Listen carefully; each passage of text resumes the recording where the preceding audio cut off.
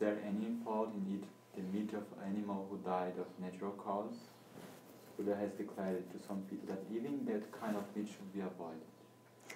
Well, on the whole, you hardly come across an animal that you would want to eat if it died of natural cause. Why did it die?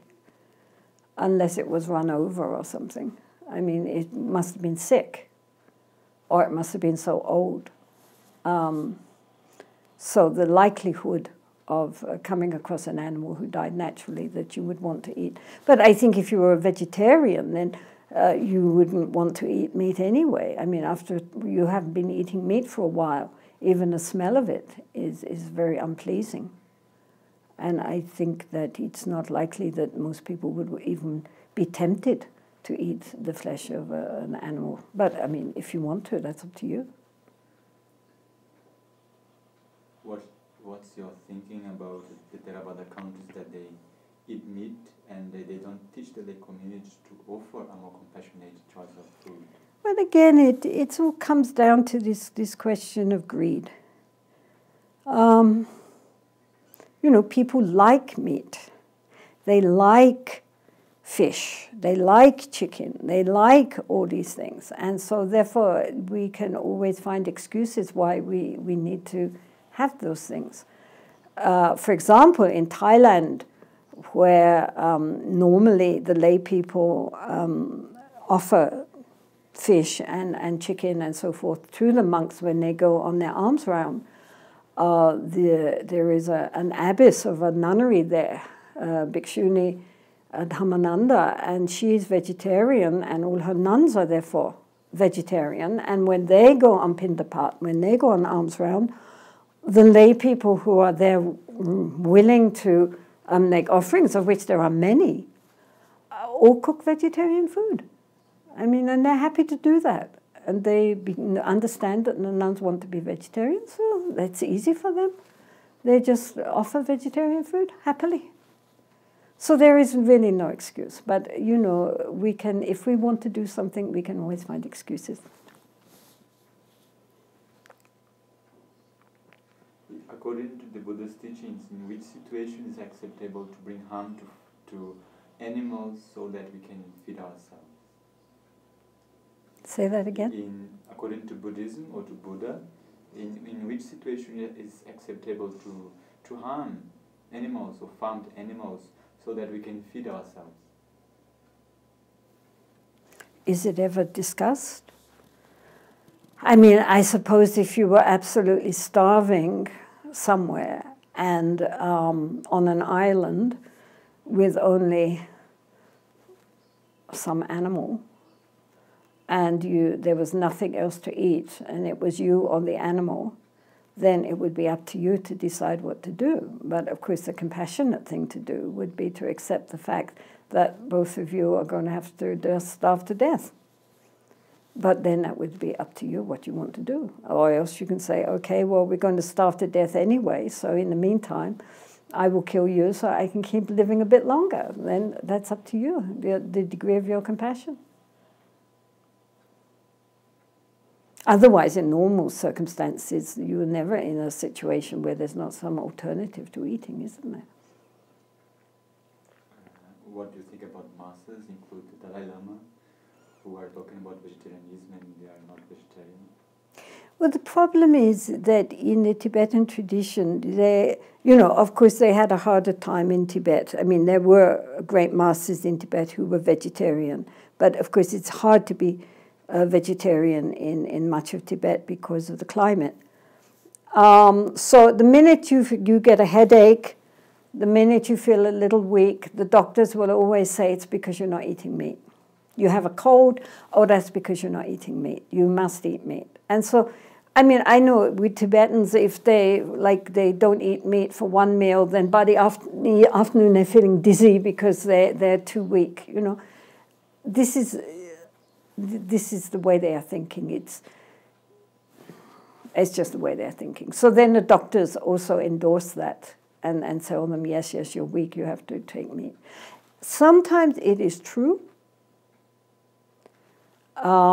Because Tibetans have for so many centuries been meat eaters, for some Tibetans, it is true that if they have a wholly vegetarian diet, they become really quite weak, and their blood count goes down, and they struggle.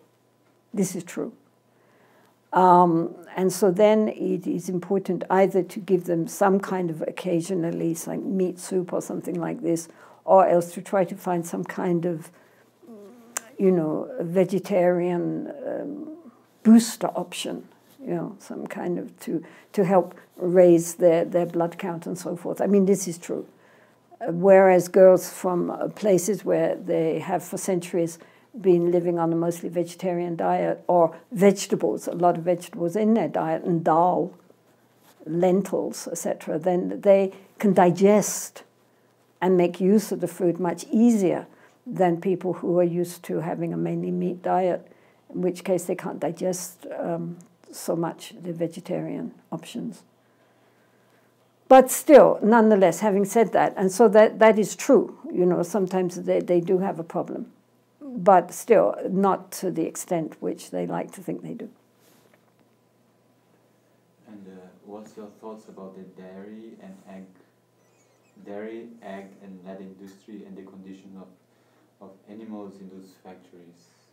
Well, again, I mean, this is so completely unnecessary. I mean, it's based, all these, nowadays, the treatment for chickens and the treatment for cows is based on greed and profit. Previously, the chickens ran around and were quite happy. I mean, naturally, chickens lay eggs every day. They don't expect them all to turn into other chickens. And cows were out in the pasture, and then they came in a couple of times a day to be milked. And although, again, the way that they would take away the calves sometimes, but not always. Traditionally, the calves, they would be united back with their mother again and still feeding from their mother. And the cows were part of the family, really. But now, everything has become industrialized. Everything is treated like a factory, yes. And so, therefore, again, all these things which otherwise would have been just, part of, you have your fields, and you have your cow, and you have a few chickens, and everybody lived, together. And that was okay, But nowadays, everything has become corrupted by greed. And this total inhuman treatment of these animals, so that their whole life is a torture for them. And in that case, how can you endorse it? But India, for example, their protein, because many Indians are vegetarian. I mean, their protein comes through the dairy. And as I say, traditionally people all had their cows, and they were part of their family, really. And so, they shared their milk and their produce with, within the farm. But nowadays, it's all become removed from that into these absolutely awful conditions, especially like you see the chickens. It's just terrible. And what is so interesting is how nobody sees it. Because in India, it's very much there. You can see it very much. It's not like it's hidden away in the West. It's all hidden. But in India, it's not hidden. And yet, nobody seems to recognize what's going on.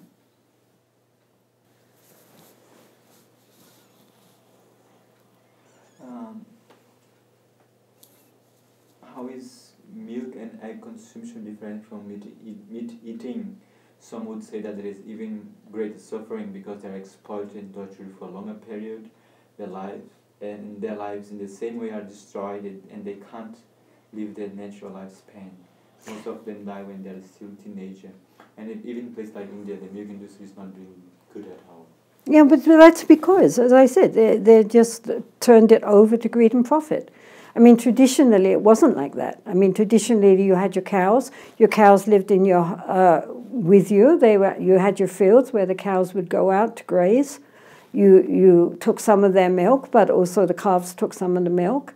And they didn't die when they were young. They were perfectly happy. They loved their owners. And they were treated as part of the family. It's only now that everything has become so commercialized. And so it's become so completely removed from that sense of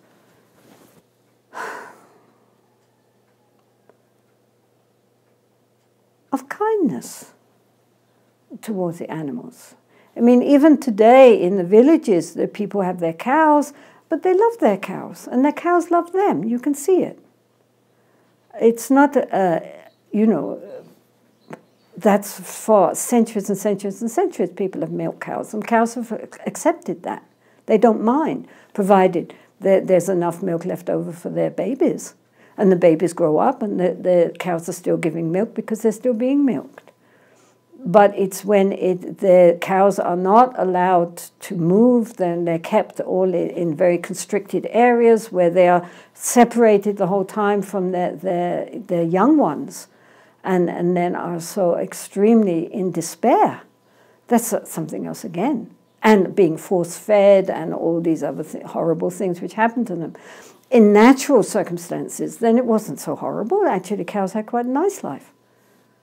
And they were, I mean, if you meet cows when I was young, I grew up on a dairy farm part of the time. And the cows there were very happy. They didn't look at all traumatized. They went out every day into the meadows, they ate,